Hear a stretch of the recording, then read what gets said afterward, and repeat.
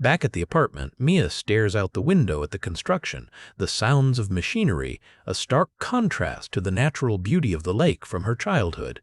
She's surrounded by unpacked boxes, a visual representation of her unsettled state. The camera lingers on her face, a mix of sadness and apprehension clouding her features as she thinks of how to deal with the changes she's experiencing. Her friend comes in and takes a seat, asking, "You doing okay, Mia?" She does not respond, but is seen fiddling with a volleyball while spinning in her desk chair. She is unable to maintain focus, and her friend asks, "Mia?" She turns and responds, "What?" Her friend continues, "I'm just worried." Mia rolls her eyes. The focus quickly shifts to school. In class, the teacher's voice drones in the background while Mia is lost in her thoughts, unengaged. After school, Mia stands alone in the courtyard and has a quick conversation with a blonde acquaintance, whom then continues to meet some other girls. She then turns around to see her friend at lunch and asks what's going on and gets caught up in with the crowd as they go back to her place. At a friend's apartment, Mia finds herself unable to relax in the lively environment. As her companions embrace in a moment of laughter, Mia's expression hardens, mirroring a deep-seated pain. Leaving the room, she's now staring at a computer screen in the bedroom, her face barely illuminated. That's when suddenly her alarm is triggered and we're taken back to the doctor's office. The doctor continues by saying, "Let's keep it and monitor it. Maybe this little experiment will help. I wish you good luck." Her heart pounding, Mia returns home, her thoughts a whirlwind of dread and uncertainty. The weight of her new reality crushes her as she attempts a shaky, hollow smile. The sounds of water and a young woman singing and dancing in the shower can be heard as we see a close-up of an aquarium with fish inside. A woman is in the shower singing a familiar love song. When the woman gets out, she quickly wraps herself in a towel and checks her phone only to see a message from Teddy35 with a smiley face, while still having the profile pulled up on the laptop. Mia throws the phone into the nearby mirror. After a sleepless night, Mia awakens and quickly prepares a dark red lipstick for the school day. Mia continues to stare at the profile of Teddy35. It appears that she has had contact with this persona online as well. Frustration overwhelms her, leading her to throw all the makeup across the room. She abruptly makes a decision. Her phone rings repeatedly. Her mother is calling her from the office. Later, Mia finds herself at school again, sitting in class completely detached and staring blankly. As if on autopilot, she finishes signing up for a field trip to Lake Constance. A wave of realization passes over Mia's face, and her eyes widen in terror. She approaches Jana and her clique after class at school. Mia says to Jana, "I want this weekend clear." A silence hangs in the air as Jana stares at her in response, trying to show who is in charge and the clear leader of her posse, and looks at Mia dead in the eye with a cold stare and no words. Mia, looking directly at the camera, says that everything will be different. A look of pure dread washes over Mia as she realizes that the change has begun. "A little bit like you," Mia says to the camera. All of a sudden, Mia, with a clear mind, grabs Jana by the neck and shoves her against a nearby set of lockers. Mia runs off, leaving Jana there with everyone staring in shock at the recent events.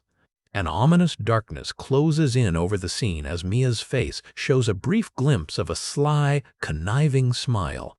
The camera closes on the title of the movie, Blew My Mind.next 20. Mia wakes up on the floor of the underpass. A bloodied knee is exposed as she sits up, clutching her head with her eyes shut tight. She begins weeping and slowly starts looking around the underpass, which is littered with garbage. After taking a moment to survey the area, she starts to stand. She returns to her bedroom and finds it is littered with moving boxes.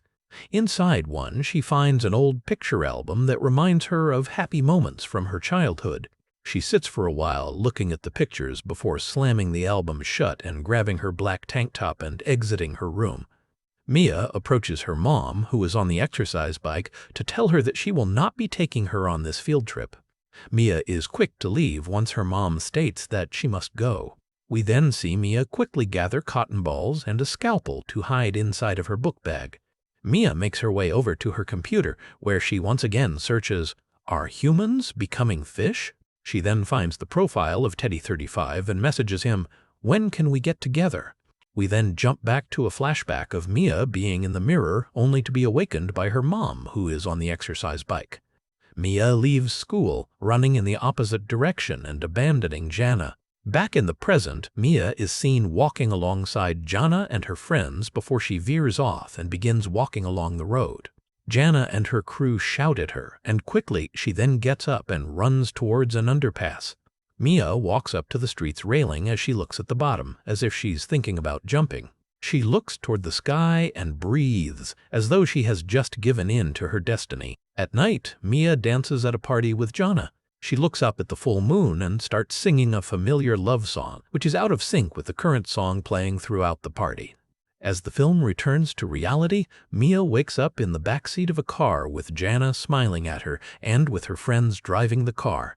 Mia gets out and walks to the lakefront by herself. She looks around as her eyes begin to water, and she remembers swimming there with her parents. Next, Mia is seen sitting with Jana's friends at a hotel listening to the girls while they joke and laugh. Mia takes another glance at the lake before taking a big swig of her drink. Inside the hotel room, Mia goes into the bathroom and throws up in the toilet. She's barely able to contain herself and begins sobbing at the sink while looking into the mirror. Mia is seen back in the classroom. She sees a live fish that is going to be dissected. The teacher asks who is going to handle the scalpel, and Mia volunteers before anyone else.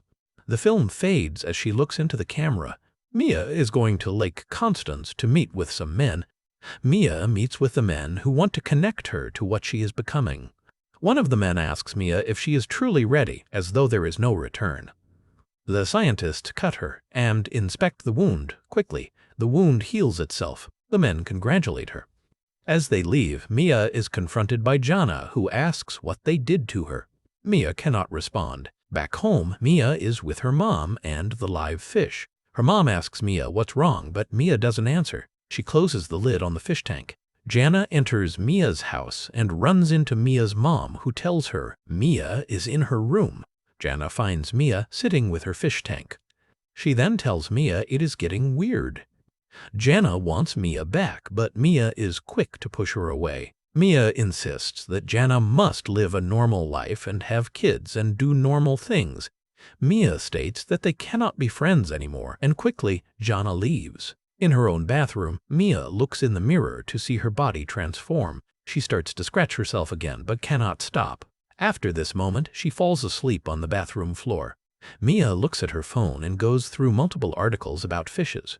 Once she finds a picture of gills, she grabs a pair of scissors and cuts into herself to see gills form out of her own body. Mia screams in pain and falls into her bathtub with water that looks more like the ocean than a lake. Jana enters the room terrified and says that Mia is going to die if she doesn't get help. Mia's body convulses, her scales and tail showing in stark relief. After everything, she sits next to Jana, finally at peace with herself.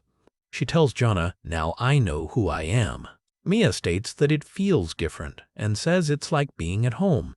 The film ends as Mia jumps into the lake, embracing the water as her home, as Jana watches from afar. Thanks for tuning in. Stay curious, stay awesome, and don't forget to hit that subscribe button for more amazing content.